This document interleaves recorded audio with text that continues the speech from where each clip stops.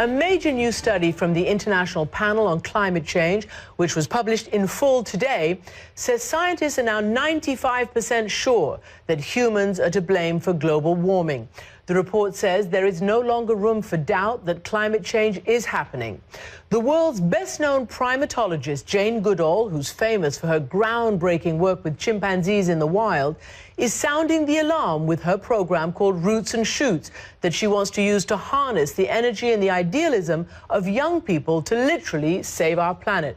Along with Vandana Shiva, one of India's most prominent activists for changes to food and agriculture practices, they fight on tirelessly because scientists say that if we continue like this, climate change will soon be irreversible.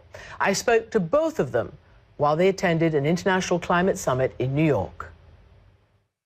Dr. Jane Goodall, Dr. Vandana Shiva, welcome. Thank you so much for joining me. It's a pleasure to be here. Thank you for inviting us. You are attending the International Women's Earth and Climate Summit, and presumably that means that there is a certain role for women to play. Jane Goodall, what is a role for women to play that may or may not be different than a man's role? Why is it called Women's Summit? I sometimes wonder, you know, why is it that women somehow seem to be so much more concerned? And maybe it's our traditional role of nurturing and caring for the family. And, you know, it's so obvious to me. I keep thinking of the rate of melt of the Arctic ice, and that is terrifying. And I've been there and I've seen it in Greenland.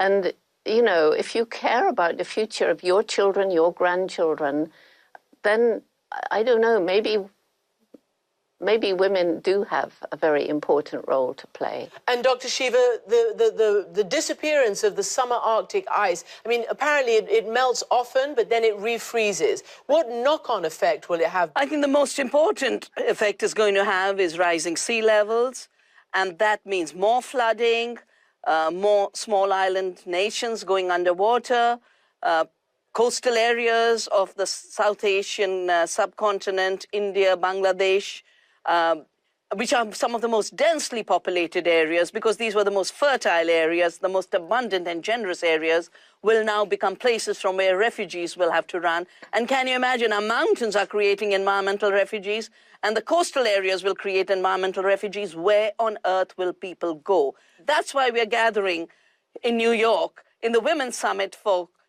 Climate and the Earth, because I really believe the time has come for sanity, for responsibility, for recognizing the rights of Mother Earth, for recognizing a deep science that works in accordance with the laws of Gaia, not the shallow and irresponsible science that works only in the marketplace for profits and power. Well, following on from that passionate statement there, Jane Goodall, what is your reaction then to reports that we're hearing? In fact, it's confirmed that the new Prime Minister of Australia has actually dissolved their climate panel, and the professor who's been doing this for a long time as chief of that commission has said, you know, our job was, and we have kept politics out of all of our findings, and the Australian public deserve an apolitical, honest accounting of what's happening. And he points out to some of the hottest temperature on record in Australia. If the new Prime Minister is dissolving that commission,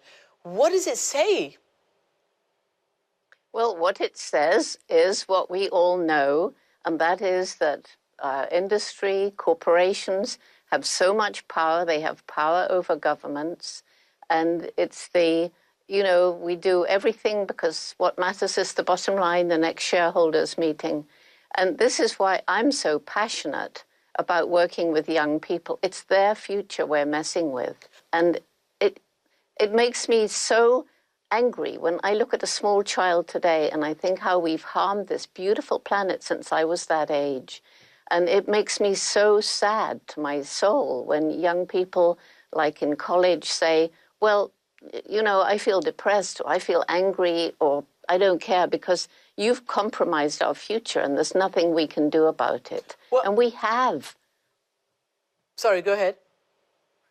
No, I was going to say we have. We have compromised their future. And it's high time that we get together and do something to help. And hopefully this conference with women who are the mothers, who are the nurturers, and traditionally haven't been the people pushing for the bottom line. I guess that was my next question. You know, the science does seem to be irrefutable, and the latest report that I broadcast earlier is that something like 95% or more of the world's scientists now do believe and are in agreement that humans do contribute greatly to global warming. How do you mobilize young people to do something about this and to protest what's happening? Vandana?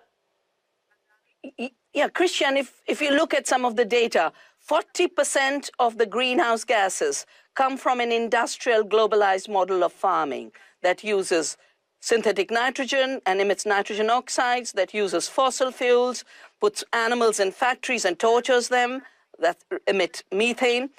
All of this can be solved immediately by shifting to an ecological agriculture, and everybody in the world, the United Nations, UNCTAD, the IASTD, the FAO, the International Labour Organization, are recognizing that for every crisis we face today, whether it be the economic crisis of disappearance of work and jobs, or it be the ecological crisis with climate at the center, or it be the food crisis that 1 billion people are facing directly for lack of food and 2 billion for lack of good food, healthy food, and are suffering diseases of obesity, diabetes, etc.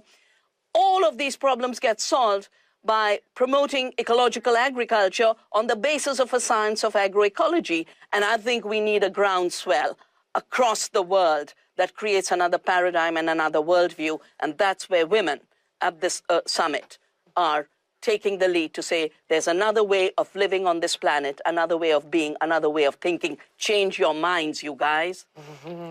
Indeed, change your minds, you guys. What, finally, Dr. Goodall, is your biggest nightmare? What keeps you up at night over this?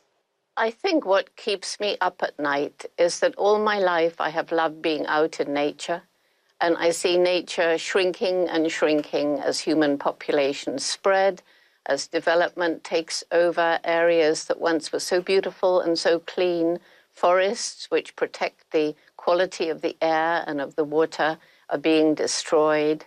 And I think my worst nightmare is thinking of my own great-great-grandchildren and what the world will be like for them if we don't change. And, you know, I so agree with everything that you've said, Vandana. And this is why I'm working with the youth. And the boys as well as the girls, I have to say they're really important. But when young people get to understand the problems, they're going to be depressed, angry, bitter, violent, or apathetic unless they know there's something they can do.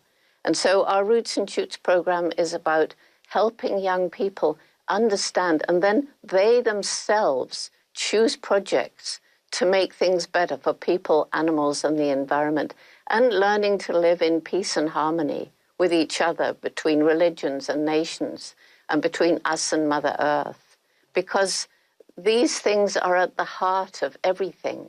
Roots and Shoots is about growing a family of young people who share a philosophy.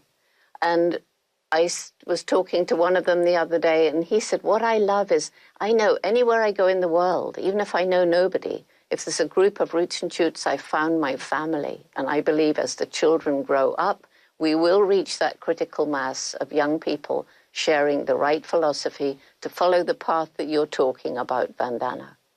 Dr. Jane Goodall, Dr. Vandana Shiva, thank you very much for joining me. Thank you very much for having us on your program.